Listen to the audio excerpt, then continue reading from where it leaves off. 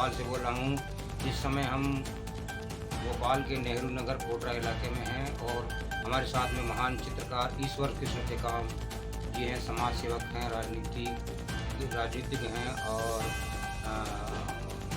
प्रशासनिक विभाग में डिप्टी डायरेक्टर के पद से रिटायर हुए हैं और ये गोंडवाना के बारे में मिनिमम 50-60 साल से काम कर रहे हैं। आइए इनसे मिलते हैं, बहुत बड़े चित्रकार हैं।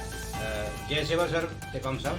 जय सेवा, जय जोहार, जय जोहार। जय सर, आप जय गोंडवाना, जय गोंडवाना, जय आदिवासी। जय आदिवासी। हम लोग से हमारे बीच में गुलजार सिंह मरकामी बाजू में बैठे हुए हैं और कुशवाहा जी भी हैं, मैं आनंद कुमार श्याम। तो इस वक्त इस टेकाम जी से हम लोग कुछ आशीर्वाद लेना चाहते हैं। तो बताइए समाज को क्या संदेश देना चाहते हैं आप और कैसा रहा आपका ज़िंदगी का अनुभव? देखो, संदेश देने वाली बात तो बहुत लास्ट में आती है जी। कोई ऐसी बात होनी चाहिए समाज में जो कि अपने पुराने इतिहास को समझना। पहली बात तो क्या है कि हमारा इतिहास लिखा नहीं गया और हमारा इतिहास जो है जुबानी लोग बताते हैं, बुजुर्ग लोग। अब मैं अपनी बात बताता हूँ, मैंने एट द स्टार्टिंग पॉइंट बता रहा हूँ कि मैं 5-6 साल का बच्चा था और मैं नागपुर में था, गोंड मोहल्ले। वहाँ बहुत सारे मोहल्ले गोंडों ने अलग अलग अपने कबीले बना के रखे, सीरस पेट, रामदास पेट, ये ऐसे। तो गोंडवाना का नई बस्ती गोंड मोहल्ला, वहाँ मैं पैदा हुआ। तो सारे गोंड लोग वहाँ, जो भी होगा वो भी गोंडी बोलेगा और वो कोई और भी समाज का, वो मुसलमान भी हो तो गोंडी बोलेगा। तो वो पूरा गोंड पड़ता था। हम लोग बचपन से गोंडी बोलते रहे, माँ भी बाप भी और उसी परिवेश के अंदर पैदा हुए।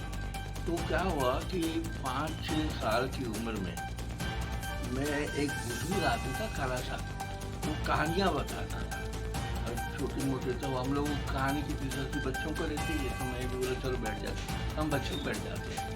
तो वो बता रहा था हमको कि हमारे लोग राजा महाराजा थे, हमारे किले थे। तो मैं जब देखा कि हमारे लोग तो रिक्शा चलाते हैं, रेलवे में जाते हैं, कूली का काम करते हैं, कोई चपरासी है, कोई बाबू, तो राजा महाराजा तो बहुत बड़ी बात होती है। तो वो ऐसे कैसे राजा महाराजा रहे होंगे? तो वो मेरे दिमाग में लगा कि ये बात गर्व करने की थी मेरे को। मैंने बोला मैं तो पढ़ाई लिखाई करूँगा और पता लगाऊंगा मैं, क्योंकि वो हमारे नागपुर में सीतारवड़ी का एक टेकड़ी है, वहाँ भी हमारे गोंड लोगों का किला है। तो लोग बोलते थे कि गोंड लोगों का किला है। तो मैं वहाँ से जब स्कूल जाता था, पटवा जन स्कूल, तो वो किले को देखते हुए जाता था कि ये किला हमारा है। लेकिन जैसे जैसे उम्र बढ़ती गई और हम दूसरी चीज़ों से भी, पेंटर होने के नाते हम पेंटिंग में इन्वॉल्व होंगे और हमें पेंटर भी बनना था, तो बहुत बड़ा बनना था। और हमने जब Jesus school of art Bombay join किया तो बड़े बड़े कलाकार हुसैन, रज़ा और आरा साहब जैसे लोग मुझसे मिलने आते थे।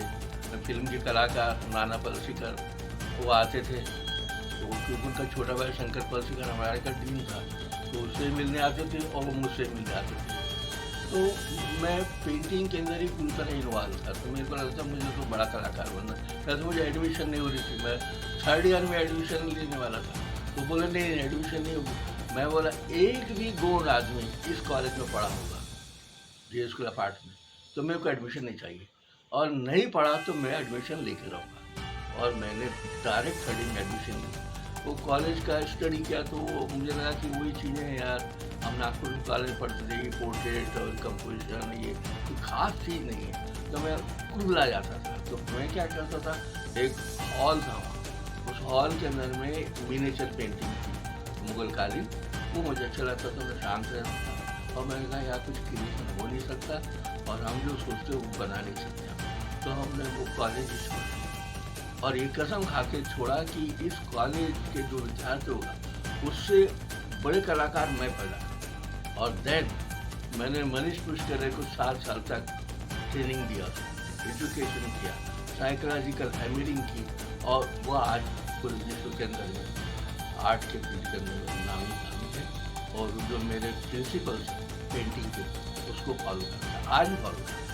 और मैं जब तक वो फॉलो करते रहेगा उसको कोई तकलीफ नहीं आएगी। और उसने अगर मेरे प्रिंसिपल को छोड़ा तो ये भी बनाएगा, आर्ट वैल्यू भी चली जाएगी, कंपोजिशन भी चली जाएगी। काम सब में गोंडवाना के बारे में बात कर रहा था। हाँ, मैं जरा अपने पेंटर होने के नाते अपनी उस दुनिया में चला गया था। गोंडवाना के बारे में तो गोंडवाना का जो 1947 में जो गोंडवाना की हत्या हुई, गोंडवाना साम्राज्य को मिटाया गया, तो उसको हम लोग पुनर्विचन करना चाहते हैं, तो कैसे होगा इसमें, क्या आप guidance देखिए, मैं आपको बता रहा हूँ, शेड्यूल ट्राइब, इंडिया के शेड्यूल ट्राइब का स्ट्रक्चर ऐसा है कि वो मारक शक्ति रखता है। वो जंगल में रहा है, पहाड़ में रहा है, उसने सारे प्रकार के मौसम के अंदर में सारे दूध तकलीफें झेल लिए। वो एक अंदर से बड़ा कठोर और मजबूत किस्म का इंसान होता है। तो आप देखेंगे इस एक क्वालिटी की वजह से वो जो भी अत्याचार होगा उसके ऊपर, वो उसके ऊपर अटैक करेगा। अब 1789 से लेके देखो जो आंदोलन चला है संथाल और ये पूरा बंगाल, उड़ीसा और ये सारी चीज़ें, वो कोई बहुत पढ़े लिखे लोग नहीं थे, लेकिन उनमें एक चीज़ वो थी कि वो पूरी ईमानदारी के साथ अपने समाज को दुर्गत के साथ समर्पित रहते थे। आज वो समर्थन देखने नहीं मिलता, वो मरने के लिए तैयार होते थे और इसी जज्बे की वजह से उनके पीछे लाखों लोग मरने के लिए तैयार होते थे। और इतिहास के अंदर में उन लोगों के बिरसा मुंडा और इन लोगों के आंदोलन हुए, लेकिन बाद में हमारे साथ में हमारी ये सारी क्वालिटीज़ को देख के जब 1947 के बाद देश आज़ाद हुआ, तो उसके पहले से ही हमारे जो बहुत सारे लोग थे गोंडवाना के जो आंदोलन चलाते थे और जगह जगह पर मीटिंग लेते थे, उसमें राजा रजवाड़े के लोग भी होते थे, ये सारे लोग करते थे। लेकिन इन्होंने कभी ये नहीं सोचा कि आज़ादी के बाद जब राजनीतिक पार्टियाँ जैसे कांग्रेस या और पार्टियाँ सामने आएगी, तो हमारी भी एक पार्टी आना चाहिए जिससे हम अपनी लड़ाई लड़ें, क्योंकि इनमें संगठनात्मक शक्ति बहुत थी। इनके पीछे, इनके लीडर के पीछे हजारों लाखों लोग चलने के तैयार होते थे, सर्दी में, बरसात में, हर मौसम में, और इनकी बात मानते भी थे। लेकिन इन्होंने उस समय में राजनीतिक पार्टी नहीं बनाई और इन्होंने कांग्रेस पर बहुत ज़्यादा भरोसा किया। और क्योंकि कांग्रेस की पॉलिसी थी, उनको मालूम था कि ये लोग हैं, इन लोगों को छेड़ना नहीं है, इनको दूरी रखना और उसी अवस्था में रखना है। इसलिए उन्होंने कहा कि नहीं, आप अपने संस्कृति को बचाइए, लंगोटी में रहिए, अपना बाना बनिए। उन्होंने ये नहीं कहा कि आपको IAS बनना है, IPS बनना है और देश में हुक्मरान बनना है, ये नहीं बताया। उन्होंने कहा आप अपनी संस्कृति मस्त रहो। तो बस होता क्या था, इंदिरा गांधी जाती थी, उनके बीच में डांस कर लेती थी, सारे वोट खरीद के ले जाती थी। तो इस तरीके के माहौल के अंदर में एक नई कौम आदिवासी पैदा हुई, जो पढ़े लिखे भी थे, अधकचरा पढ़े लिखे भी लोग थे, वो राजनीति में आए, सामाजिक कार्यक्रम में आए, लेकिन उन्होंने वो समर्पण समाज। ताजा खबरों के लिए हमारे चैनल को सब्सक्राइब करें। धन्यवाद।